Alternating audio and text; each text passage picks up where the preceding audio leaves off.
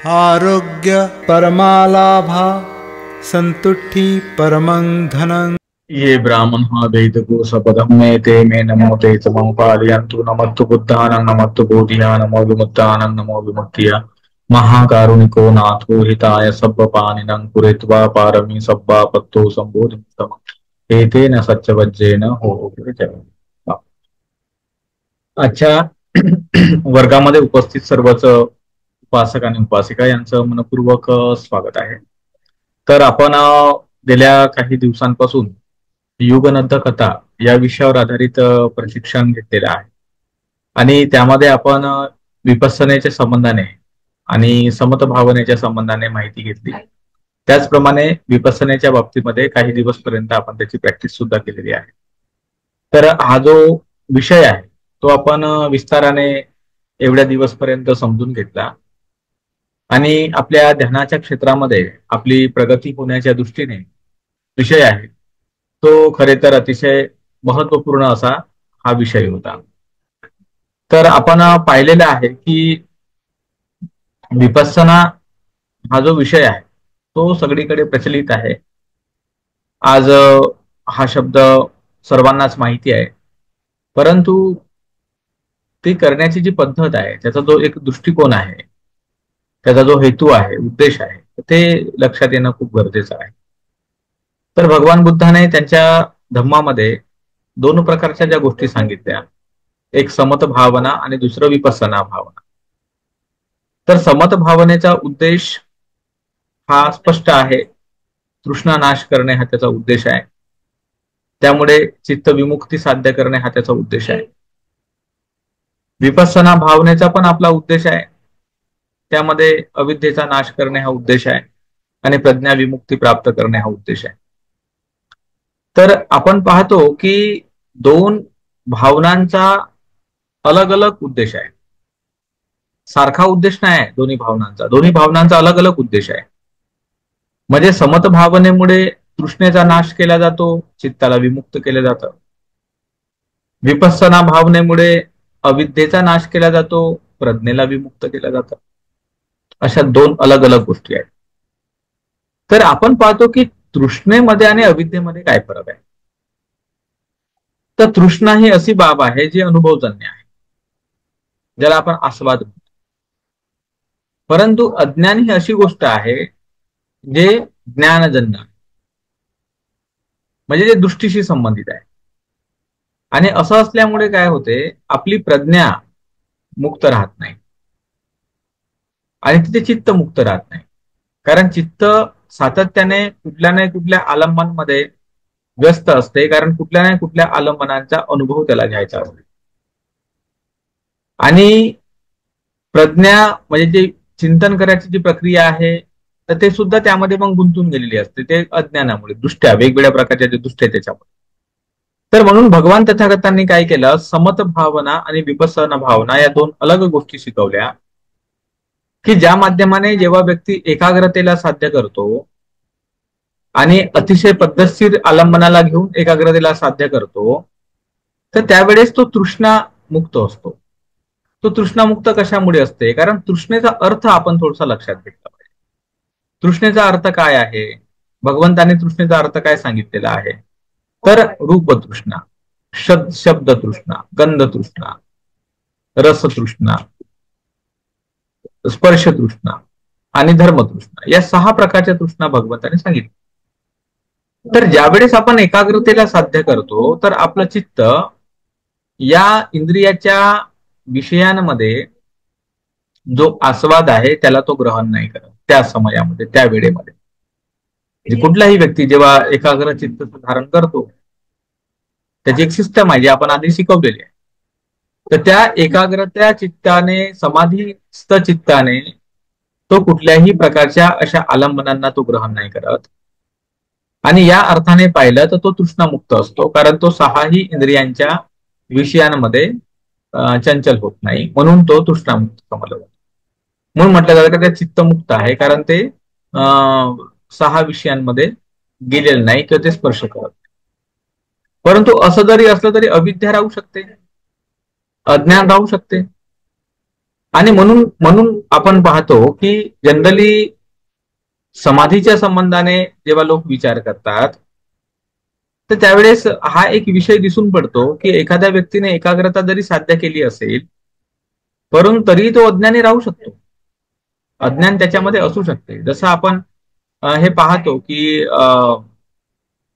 अनेक जुन्या काळामध्येही साधना करणारे लोक होते, तर त्यांनी समाधीच्या क्षेत्रामध्ये प्रगती केली होती, एकाग्रतेच्या क्षेत्रामध्ये प्रगती केली होती, स्थिरतेच्या क्षेत्रामध्ये प्रगती केली होती, परंतु त्यांच्या दृष्टी संपल्या नव्हत्या. त्यांच्या धारणा ज्या आहेत त्या संपल्या नव्हत्या, त्यांचं अज्ञान जे आहे ते संपलं नव्हतं. आणि म्हणून मग भगवान बुद्धाने काय केलं, पाहिलं की अरे केवळ समाधी पुरेशी नाही, तर त्यासाठी विपස්සना पण आवश्यक आहे. मग त्याच्यासाठी सम्यक समाधी हा शब्द आपण वापरू. पण बेसिकली त्रिपिटकाचा अभ्यास केल्यानंतर समाधी हा शब्द ज्या ज्या ठिकाणी येतो, तर त्या शब्दाचा अर्थ सम्यक समाधी असाच राहतो. कारण त्रिपिटकामध्ये मिथ्या समाधीबद्दल फारसं काही बोललेलं दिसत नाही आपल्याला. फक्त मिथ्या समाधी असा उल्लेख दिसतो, परंतु मिथ्या समाधीबद्दल काही फारसं दिसत नाही आपल्याला. काय हे मिथ्या समाधी आहे बाबा, हे काही आपल्याला फारसं दिसत नाही. ते कदाचित लिहायला पाहिजे होतं ऍक्च्युली, का मिथ्या समाधी नेमकं काय आहे, परंतु ते तसं काही फारसं दिसत नाही. पण जेव्हा जेव्हा समाधी शब्द आला, तो सम्यक समाधी या अर्थानेच आलेला आपल्याला सूत्रांमध्ये दिसत असतो. मग विपස්සनेचा जो अर्थ आहे तो कशासाठी आहे, तर अविद्या नष्ट करायला, अज्ञान नष्ट करायला. म्हणजे अविद्या नष्ट करणे म्हणजे काय आहे, तर मनुष्याला एक यथाभूत ज्ञान प्राप्त करण्याची एक सुविधा आहे. कारण समत भावनेमुळे चित्त समाधिस्थ होईल, तर चित्त रूपादी आलंबनांमध्ये आसक्त होणार नाही, त्याच्यामुळे चित्त मुक्त होईल. परंतु असं असूनही आपलं अज्ञान कायम राहू शकते. मग ते अज्ञान दूर कसं करायचं? मग अज्ञान दूर करण्यासाठी भगवान बुद्धाने जो मार्ग सांगितला तो म्हणजे प्रतीच्य समुत्पाद, ज्याला उत्पाद व्यय धम्मिनो म्हणतो आपण, उत्पन्न होणे व्यय होणे हा मार्ग. तर भगवान बुद्धाने सांगितलं की तुम्ही हे उत्पाद व्यय जाणलं पाहिजे. मग हे उत्पाद व्यय कसं जाणलं पाहिजे, तर कुठल्याही गोष्टीच्या उत्पत्तीला हेतू प्रत्यय जबाबदार असतात, आणि ते हेतू प्रत्यय नसतील तर ती गोष्ट नष्ट होऊन जात असते. तर या अर्थाने जेव्हा तुम्ही चार पद्धतीने, म्हणजे ज्याला आपण म्हणतो ना सम्यक दिठ्ठी, म्हणजे चार गोष्टी आहेत, दुःख, समुदय, निरोध आणि मार्ग, तर या चार अँगलने, चार पद्धतीने जेव्हा आपण एखाद्या गोष्टीला पद्धतशीर समजतो, जाणतो, त्याची कारण मीमांसा पाहतो, तर त्यावेळेस आपल्यामध्ये जी सम्यक दृष्टी उत्पन्न होते, तर ती सम्यक दृष्टी उत्पन्न होणे म्हणजे आपलं अज्ञान दूर होणे आहे. कारण मिथ्या दृष्टी नष्ट होणे आहे, अज्ञान नष्ट होणे आहे आणि सम्यक दृष्टी उत्पन्न होणे आहे. तर विपස්සनेमुळे हे शक्य आहे, तर व्यक्ती सम्यक दृष्टी बनतो. तर म्हणून भगवान बुद्धाला हे माहिती आहे की केवळ शांत किंवा समाधिस्थ जीवन पुरेसं नाही, तर त्या व्यक्तीला सम्यक दृष्टी सुद्धा उत्पन्न पाहिजे. तर आपल्याला या गोष्टी माहित आहेत. भगवान बुद्धाने उद्धग रामपुत्त असेल, अलार कलाम असेल यांच्याकडे प्रशिक्षण घेतलं आणि ते ध्यान भगवान बुद्धाने शिकवलं. सूत्रांमध्ये ते आपल्याला दिसते. त्याचा काही विरोध नाही केला भगवान बुद्धाने, विरोध करण्यासारखा काही तो विषय नव्हता. परंतु भगवान बुद्धाने म्हटलं काय एवढं पुरेसं नाही, हे उत्तम आहे, श्रेष्ठ आहे, ग्रेट आहे, पण हे पुरेसं नाही. का पुरेसं नाही? कारण यालाही कोणीतरी कधीतरी ग्रहण करू शकतो. मग ग्रहण केव्हा नाही केलं जाईल, जेव्हा त्याची अनित्यता समजेल, जेव्हा त्याची शून्यता समजेल, म्हणजे अनात्मता समजेल. हे जेव्हा समजते तेव्हा व्यक्ती त्याला मग ग्रहण नाही करणार. आणि म्हणून मग भगवान बुद्धाने 8 ध्यान प्राप्त केल्याच्या नंतर, बोधिवृक्षाखाली बसल्याच्या नंतर मूलभूत विषयाचं चिंतन केलं आणि त्या ठिकाणी बुद्धत्व लाभ केला, प्रतीच्य समुत्पाद जाणला आणि त्या ठिकाणी त्यांचं अज्ञान दूर झालं. आणि ते अज्ञान दूर झाल्यानंतर ते म्हटले की मी आता बुद्ध आहे, म्हणजे सच्चा नीती बोधित्वाती बुद्ध, मी सत्याला जाणतो या अर्थाने मी बुद्ध आहे. तर आपण हे जाणलं पाहिजे की जेव्हा सत्याला जाणलं जातं तेव्हा बुद्ध असते. पण सत्य जे आहे तर ते जाणणं अतिशय डिफिकल्ट गोष्ट आहे. सत्य काय जाणणं एवढं सोपं काम नाही राहत. सत्य जाणणं एवढं सोपं काम नाही राहत. आणि याच्यासाठी आपण पाहतो की सत्य जाणणारे जे लोक आहेत, ज्यांना आपण अलीकडच्या भाषेमध्ये सायंटिस्ट म्हणतो, तर हे सायंटिस्ट लोकांची एक परंपरा निर्माण झाली. अगदी जे सुरुवातीला जर आपण पाहिलं, गॅलिलिओ सारख्या माणसानं काही विचार केला, कोपर्निकसने विचार केला, ब्रुनोने विकास केला. ब्रुनो हा पहिला व्यक्ती आहे का ज्याने सायन्सच्या साठी आपला जीव दिला, हुतात्मा झाला, मार्टिरडम, हुतात्मा झाला तो. कारण त्याने कोपर्निकसांचं मान्य केलं मत तो म्हणला की नाही, कोपर्निकसानं जे म्हटलं ते सत्य आहे, धर्मग्रंथ जे सांगतात ते खोटं आहे. मग आता त्याला प्रूव्ह करण्याचा प्रश्न होता.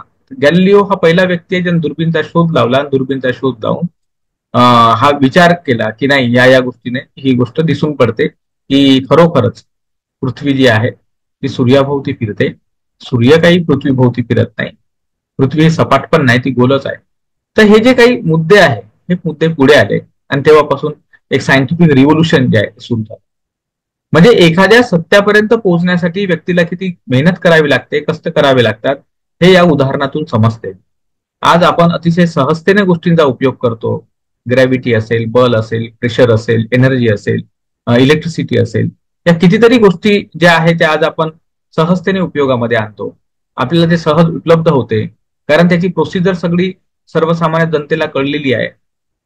त्यांना माहित आहे की इलेक्ट्रिसिटी निर्माण करायची कशी आहे, त्याला रॉ मटेरियल कोणतं लागत असते, ते निर्माण होते कशी, त्याला एका ठिकाणाहून दुसऱ्या ठिकाणी पाठवायचं कसं, त्यासाठी कोणती यंत्रणा उभी करावी लागते, त्यापासून कोणत्या कोणत्या वस्तू आपण चालवू शकतो, हे निर्माण झाल्या सगळ्या गोष्टी. पण या सगळ्या गोष्टी निर्माण व्हायला शेकडो वर्षाचा काळ लागला. म्हणजे आपण हे पाहू शकतो की ज्या पहिल्या व्यक्तींनी हा विचार केला असेल, चिंतन केलं असेल, ती किती वेगळं असेल, किती वेगळं असेल, त्यांना किती त्यांच्या दिमागाला चालना द्यावी लागली असेल. तर विपස්සना म्हणजे केवळ अनित्य दुःख अनात्म पाहणे हा एवढा विषय नाही आहे. तर विपස්සना लोकीय क्षेत्रामध्ये अनेक समस्यांना सॉर्ट आउट करण्यासाठी विपස්සनेचा उपयोग होतो आणि तो करता येऊ शकतो. परंतु त्या सगळ्या गोष्टींचा उपयोग जो करतोय आपण, परंतु ते लोकीय ज्ञान आहे. त्याला भगवंताने म्हटलं का ते लोकीय ज्ञान आहे, आणि लोकीय ज्ञान असल्यामुळे काय होते, त्यामुळे मनुष्य हा दुःखमुक्त नाही होत. दुःखमुक्त नाही होत. कशामुळे दुःखमुक्त नाही होत? कारण ते लोकीय ज्ञान आहे. आणि लोकीय ज्ञान, लोकव्यवहार अशी बाब आहे की ज्या ठिकाणी व्यक्ती हा वेगवेगळ्या प्रकारे त्यामध्ये गुंतत जातो आणि मग त्याच्यामध्ये लोभ निर्माण होतो, द्वेष निर्माण होते, अहंकार निर्माण होते, मीपणाची भावना निर्माण होते. उलट ती गोष्ट त्यासाठी त्रासदायक ठरते इतरांसाठी. जसं उदाहरण आपण पाहतो का एखादा व्यक्ती, समजा एखादा कुंफू शिकणारा व्यक्ती आहे, तर त्या कुंफू शिकणारा व्यक्ती आहे तर तो कुंफू ज्या अर्थाने शिकेल तर त्याचे हेतू प्रत्यय तो जाणेल पहिलं, तर बाबा रे कसं काय शिकता येऊ शकते बाबा आपल्याला. तो गुरुकडून त्याचं बरोबर ट्रेनिंग घेईल, त्याचं उत्पाद व्यय बरोबर जाणेल का हे केल्यानं काय होते, ते केल्यानं काय होत नाही, हा हे बरोबर तो जाणेल आणि तशी प्रॅक्टिस करत करत पुढे जाईल. परंतु जेव्हा तो थोडासा तज्ज्ञ बनेल त्या गोष्टीमध्ये, तर त्याला होऊ शकते अहंकार वाढू शकतो का माझ्यासारखा तर महान कोणीच नाही, मी तर कुठल्याही व्यक्तीला एका बुक्कीमध्ये ठार करू शकतो. तर त्याचा तो जो एक अहंकार जो उत्पन्न होतो त्याच्यामध्ये जी एक प्रकारची अटॅचमेंट जी उत्पन्न होते, तर त्याच्या अटॅचमेंटमुळे, त्याच्या अहंकारामुळे त्याची ती कला, त्याचं ते ज्ञान नुकसानदायक ठरू शकते, त्रासदायक ठरू शकते. आणि आपण आपल्या अवतीभोवती या गोष्टी पाहतो. लोकांकडे अनेक प्रकारचं लौकिक ज्ञान आहे. जे डॉक्टर्स लोक आहेत, इंजिनियर्स लोक आहेत, सायंटिस्ट लोक आहेत, किंवा वेगवेगळ्या प्रकारचे मंत्री लोक आहेत, संत्री लोक आहेत, अधिकारी वर्ग आहे. भरपूर लोक असे आहेत ज्यांच्याकडे नॉलेज आहे, ज्यांच्याकडे ज्ञान आहे. त्यांना त्या क्षेत्रामध्ये गोष्टी समजतात, उत्पादव्यय समजते का बाबा हे असं आहे, हे असं नाही आहे. त्याचं ज्ञान आहे त्या लोकांना, काय करावं, काय होईल, काय नाही करावं, काय नाही होईल, हे ज्ञान आहे त्या लोकांना. परंतु तरीही ते लोभमुक्त नाही आहेत, तरीही ते द्वेषमुक्त नाही आहेत, तरीही ते मोहमुक्त नाही आहेत. आणि लोभ द्वेष मोहातून मुक्त नसल्यामुळे अनेक सर्वसामान्य जनतेला मोठ्या अडचणींचा सामना करावा लागतो, मोठ्या अडचणींचा सामना करावा लागतो. जे एक दुःख मुक्तीची एक जी यंत्रणा राबायला पाहिजे या संपूर्ण जगामध्ये, तर ती मग राबताना दिसत नाही, राबताना दिसत नाही. एक सामान्य आणि गरीब माणूस जो आहे तो तरी कमीत कमी आपल्या मर्यादेमध्ये राहतो, कारण त्याला त्याच्या मनाच्या विकारांना चालना देणारी कुठल्या प्रकारची सुविधा नसते. पण जसंही व्यक्ती लखपती बनतो, त्याच्याकडे दोन पैसे जास्त यायला लागतात, त्याला पंख फुटायला लागतात, त्याच्या मनातील विचार हे आकार घ्यायला लागतात, त्याच्या मनातील इच्छा आकार घ्यायला लागतात, त्याला मग वेगवेगळ्या गोष्टी सुचायला लागतात. मग काय केलं तर काय होईल, काय केलं तर काय होईल हे सुचायला लागते. मग तो दुनिया त्या प्रकारची तयार करण्याचा प्रयत्न करते जे त्याला करायचं आहे. पण या सगळ्या प्रक्रियेमध्ये जर त्याला कुशल बुद्धी नसेल, या प्रक्रियेमध्ये त्याला सद्बुद्धी नसेल, तर त्याच्या त्या संपत्तीचा, त्याच्या त्या सत्तेचा गैरवापर होऊ शकतो. जसं बाबासाहेब आंबेडकरांनी एक पुस्तक लिहिलेलं आहे, जे आपण सर्वांनी वाचलं असेल, ॲनिहिलेशन ऑफ कास्ट. त्या पुस्तकामध्ये बाबासाहेब म्हणतात की बुद्धी बुद्धी हे एक साधन आहे. बाबासाहेब म्हणतात की बुद्धिमान माणसाचं आपलं एक महत्व आहे, ते काही त्यांनी नाकारलेलं नाही. बाबासाहेब म्हणतात की बुद्धिमान माणसाचं एक महत्व आहे, जेव्हा समाज हा स्थिर अवस्थेमध्ये जातो तर त्यावेळेस त्यांना चालना देण्याचं काम, त्याला वळण देण्याचं काम हे बुद्धिमान माणूस करतो. पण असं जरी असेल तरी बुद्धी सुद्धा एक साधन आहे, आणि साधन असल्यामुळे या बुद्धीचा सुद्धा दुरुपयोग होऊ शकतो. आणि असं करताना बाबासाहेबांनी ब्राह्मणांचं उदाहरण दिलं, का या देशामधील ब्राह्मण समाज हा एकमेव सुशिक्षित समाज होता या देशामध्ये, परंतु त्या ब्राह्मण समाजाने स्वतःच्या समूहाच्या स्वार्थासाठी लाखो करोडो अस्पृश्यांचे नुकसान केलं, किंवा त्यांना गुलाम बनवलं, महिलांना हक्क अधिकारांपासून वंचित ठेवलं, शूद्रांना कुठल्या प्रकारच्या गोष्टी मिळू दिल्या नाही. आणि हे कोणी कोणी केलं? बुद्धीने केलं, बुद्धिमत्तेच्या माणसाने केलं. म्हणजे बुद्धी ही चांगली बाब आहे, मान्य आहे, सत्ता ही चांगली बाब आहे, मान्य आहे, संपत्ती ही चांगली बाब आहे, मान्य आहे, या चांगल्याच गोष्टी आहे, काही वाईट नाही आहे त्या. परंतु त्याचा सदुपयोग कसा करायचा हे मनुष्याला केव्हा समजेल? जेव्हा त्याच्याकडे सम्यक दृष्टी असेल. आणि सम्यक दृष्टी तेव्हा असेल जेव्हा त्याला विपස්සना माहित असेल. आणि विपස්සना तेव्हा माहित होईल जेव्हा तो व्यक्ती अनित्य, दुःख, अनात्म या शरीराच्या गुणधर्मांना बरोबर समजेल, आणि बाह्य जगातल्या गुणधर्माबरोबर समजेल, आणि त्यानुसार मग त्याला सब पाप सहकरणं वगैरे जो विषय आहे, कुशल उपसंपदा वगैरे, तो मग त्याला समजायला लागेल की हे नेमकं कशासाठी आहे आणि काय केल्याने काय. म्हणजे हे एक हा जो क्रम भगवान बुद्धाने दिलेला आहे, समत भावना, विपස්සना भावना, त्याच्यामुळे मार्ग उत्पन्न होणे, म्हणजे सम्यक दृष्टी उत्पन्न होणे, आर्यष्टांगी मार्ग, त्याच्याने संयोजन नष्ट होणे, अनुशय नष्ट होणे, तेव्हा ते निब्बाणाची जी सुगर अवस्था आहे ती प्राप्त होत असते. तर हा जो क्रम आहे, हा क्रम जोपर्यंत मनुष्यांच्या मनामध्ये विकसित होत नाही तोपर्यंत मनुष्य मात्रांना सुखी बनवता येणे, मानवी व्यवहार सन्मार्गानुसार होणे, हे म्हणजे एक प्रकारचं स्वप्न आहे, एक प्रकारचं ड्रीम आहे. आम्ही पाहतो अनेकदा, आणि अनेक लोकांमध्ये आम्ही मिसळतो, अनेक लोकांमध्ये मी पाहतो, अनेक लोकांचं स्पष्ट म्हणणं आहे की आम्हाला काही लेणे देणं नाही, बुद्ध धम्माचं आम्हाला काहीही लेणं देणं नाही, आणि त्या बाबासाहेबांचंही आम्हाला काही लेणं देणं नाही. आमचं जे काही एक काम आहे, आमचा एक काही धंदा आहे, ते आम्ही करतो बाबा, आणि आपलं 2 वेळचं खायचं आणि निवांत आराम करायचा, कोण डोक्याला ताप करून घेईल. म्हणजे लोकांचं स्पष्ट मत आहे की बुद्ध धम्माचा अभ्यास करणे म्हणजे डोक्याला ताप करून घेणे आहे, बाबासाहेबांचा अभ्यास करणे म्हणजे डोक्याला ताप करून घेणे आहे.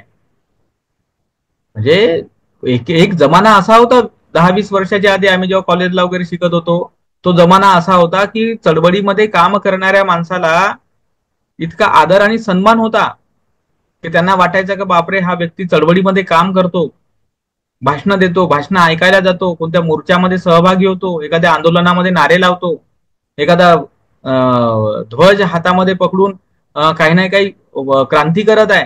म्हणजे लोकांना त्या व्यक्तीप्रती सन्मान होता, आदर होता. त्यांना लोकांना वाटायचं की बाबा रे, आमच्या बाबासाहेबांचं काहीतरी काम करणारे लोक आहेत हे. पण या 20-30 वर्षामध्ये परिस्थिती इतकी बिघडून गेलेली आहे, ढासळलेली आहे की आता संदर्भ पूर्णपणे बदललेले आहेत. कारण काय झालं, सर्वसामान्य जनतेला जे काही एक सुरक्षित वातावरण भेटलं, त्याच्यामुळे त्यांच्या इच्छा आकांक्षा पूर्ण होण्याची एक सोय निर्माण झाली. आणि दुसरी बाब अशी झालेली आहे की चळवळीमध्ये राहणारी जे काही माणसं आहेत त्यांच्या इच्छा आकांक्षा पूर्ण नाही होऊ शकल्या, त्यांच्या फॅमिलीमध्ये काही प्रॉब्लेम्स निर्माण झाले, बिमार पडल्यावर त्यांना कोणी सेवा करणारे नव्हते, बिमार पडल्यावर त्यांना खर्च त्यांच्याकडे नव्हता. तर एक दारिद्र्य आणि गरीब जीवन कार्यकर्त्यांचं अनेक लोकांनी पाहिलं, चरित्र त्या प्रकारची वाचली, दया पवारांचं असेल, याचं असेल, त्याचं असेल. तर त्याच्यामुळे लोकांना काय वाटते की बाबासाहेबांचं कार्य करण्यापेक्षा आपलं सरळ सोपं सोपं काम करणे आणि सुखाने जीवन जगणे ही चांगली बाब आहे. ठीक आहे, चांगली गोष्ट आहे, त्याच्यात वाईट असं काही नाही, कारण शेवटी बाबासाहेबांचं अपेक्षा हीच होती की लोकांनी सुखी राहिलं पाहिजे. आता आमची अपेक्षा हीच राहते का लोकांनी सुखी राहिलं पाहिजे. आता हे सुख आहे लोकांना वाटतं तर ते सुखी राहिलं पाहिजे, परंतु हे सुख टिकाऊ स्वरूपाचं नाही, टिकणाऱ्या स्वरूपाचं नाही. कारण जर आपल्याकडे सद्बुद्धी नसेल, जर आपल्याकडे सम्यक दृष्टी नसेल, तर ज्या ज्या गोष्टींना आपण सुख म्हणतो त्याच सुखामध्ये नंतर कलह, वादविवाद, भांडणं अनेक गोष्टी निर्माण होत राहतात आणि मग त्यामध्ये पण मनस्ताप वगैरे जो आहे तो उत्पन्न होतो. तर म्हणून समत आणि विपස්සना भावना हा जो काही मार्ग आहे हा प्रत्येकांचा चांगला मार्ग आहे. प्रत्येकांच्या मनाला वळण लावणारा हा मार्ग आहे. आणि मनाला वळण लावण्याचा अर्थ केवळ शरीरामध्ये काहीतरी पाहत बसणे याच्याने हे वळण लागत नाही. तर आपल्या बुद्धीने गोष्टींना समजून घेणे, त्याला योग्य प्रकारे जाणणे आणि शरीरातले जे एक्सपिरियन्स येतात, अनुभव आहेत, त्याचा विकास करणे हा त्याचा अर्थ आहे.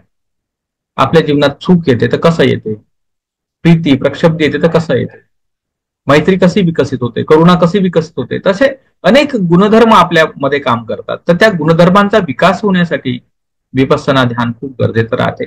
कारण त्या ठिकाणी उत्पाद व्ययाचं ज्ञान आहे आणि उत्पाद व्ययाचं ज्ञान असल्यामुळे तिथे हे भगवंताने शिकवलं का मैत्री आहे तर मैत्रीचा हेतू आहे. मैत्री नष्ट होत असेल तर त्याचा पण आपला हेतू आहे. म्हणजे हेतू प्रत्ययांचं ते ज्ञान आहे. तर त्याच्यामुळे काय होते, आपल्याला त्या गोष्टीचं ज्ञान घेऊन आपला विकास जो आहे तो साध्य करता येतो. म्हणून म्हणून सूत्रामध्ये म्हटलेलं आहे की पूर्वी तुम्ही समत भावना करा, नंतर विपස්සना भावना करा. जेव्हा तुम्ही पूर्वी विपස්සना भावना करा तर नंतर समत भावना करा.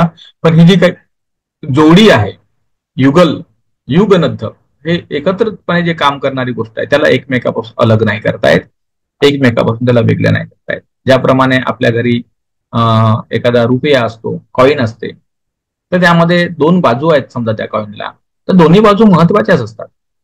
त्याच्याशिवाय ते कॉईन पूर्ण नाही समजलं जात. आपण एखाद्या कॉईनवरची एक बाजू मिटवून टाकली आणि आपण मार्केटमध्ये गेलो तर तो पैसा चालणार नाही. म्हणतील का नाही हे चलन तर बेकार आहे, हे डुप्लिकेट चलन आहे. तसारखं भगवान बुद्धाने केवळ एकच गोष्ट नाही सांगितली, म्हणून सातत्याने या गोष्टी वापरल्या जातात, समत विपස්සना, समत विपස්සना, समत विपස්සना. तर त्याच्यामुळे दोन्ही गोष्टींचं एक आपलं महत्व आहे, दोन्ही गोष्टींचं आपलं एक मूल्य आहे आणि दोन्ही गोष्टींचे उद्देश जे आहेत ते आहेत. दोन्ही गोष्टींपासून होणारा लाभ जो आहे तो आहे. तर या सगळ्या गोष्टी आपण या दरम्यानच्या काळामध्ये समजून घेतल्या आणि जाणलेल्या आहेत. तर मला असं वाटते की हा विषय जो आहे तुमच्या चांगल्या प्रकारे लक्षात आला असेल आणि तुम्हाला चांगल्या प्रकारे तो समजला असेल. तर आपण हा जो विषय आहे तो या ठिकाणी म्हणजे समाप्त करूया. आणि त्याच्या रेकॉर्डिंग्स वगैरे तुमच्याकडे उपलब्ध आहेतच, त्या तुम्ही बरोबर सेव्ह करून ठेवा. वारंवार तुम्ही ऐका, श्रवण करा. जेवढं आमच्याच्याने जमलं किंवा जमते धम्म शिकवणं किंवा सांगणं तेवढं आम्ही आमच्या परीने करतो. पण शेवटी प्रॅक्टिस करणं, त्याच्यामध्ये वृद्धी करणं, वाढ करणं हे तुमचं पण पर्सनल काही व्यक्तिगत काम असते. आपण तर वेगवेगळे क्लासेस घेतो, वर्ग घेतो, त्यामधून सुद्धा तुम्हाला वेगवेगळ्या प्रकारचं ज्ञान आम्ही प्रोव्हाइड करतो. पाली भाषा आणि ते पाली भाषेतील साहित्य हा विषय खूप महत्वपूर्ण राहतो. कारण पाली भाषेचं ज्ञान असल्यामुळे आपण त्या ज्ञानाचा प्रचार प्रसार करू शकतो. जर आपल्याला भाषा नसते आली किंवा भाषेचं थोडंसं समजलं नसतं तर हे सगळं सांगणे किंवा हे सगळं शिकवण्याचे शक्य झालं नसतं. एखादं वाङ्मय कितीही उत्कृष्ट आणि श्रेष्ठ तत्वज्ञानाने भरलेलं असेल, पण ज्या भाषेमध्ये ते लिहिलं ती भाषा जर आपल्याला थोडीफार येत नसेल तर मोठ्या अडचणी निर्माण होतात. म्हणून थोडंसं पाली भाषा जी आहे, ज्यांना शक्य होते त्यांनी पालीची पुस्तकंही थोडीशी वाचली पाहिजे. म्हणजे जे गाथा आहेत पालीच्या त्या वाचल्या पाहिजे. किंवा जसं आम्ही परित्य सुत्त संगो सारखं पुस्तक लिहिलं ज्यामध्ये पाली आणि मराठी दोन्ही गोष्टी आहेत, तर तशा प्रकारची जी ग्रंथ आहेत जर काही भेटली तर ती आपण घेतली पाहिजे. की भगवान बुद्धाची वाणी आहे ती कशी होती, कोणत्या पद्धतीची होती, हे आपल्याला समजायला मदत होईल. आणि जे ध्यानाचा मार्ग आहे तो तर आपण या ठिकाणी शिकवलेलाच आहे. तर ठीक आहे, आपण या ठिकाणी थांबूया. जर कोणाला काही शंका असेल तर किंवा काही अडचणी असतील तर त्यांनी या ठिकाणी विचारू शकतात, सांगू शकतात. ठीक आहे.